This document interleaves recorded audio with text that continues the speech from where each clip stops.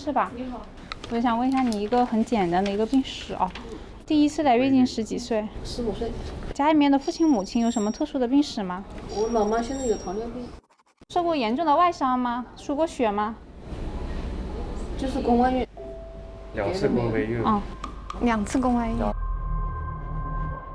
我那個輸卵管都切除了，有一邊徹底切除了，有一邊留了是沒有用的，所以只能做試管。什麼時候宮外孕的呀？17年。有一次17年的宮外孕，還有一次哪一年的宮外孕？也是一樣的。17年宮外孕2次。對。好，這是第幾次懷孕？第4次了。2次宮外孕，還有一次懷是什麼時候？第一次是那個時候還年輕，就是人工流產第一次。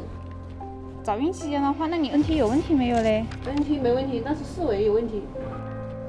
四圍發現了一個心臟畸形是吧？對。我看你這個材料上面說你31週的時候有這個臀位要求做一個外道轉術，你是想要自己生嗎？是的。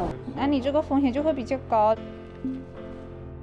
你覺得第一個不是100%就會給你保存頭位的，這是第一個。第二個，在做外道轉的過程中有可能會有胎盤早剝。最重要的問題是你毛毛它心臟有一些問題，有可能你在做外道轉術的過程中它不一定能夠耐受這種情況。你現在也是想自己生嗎？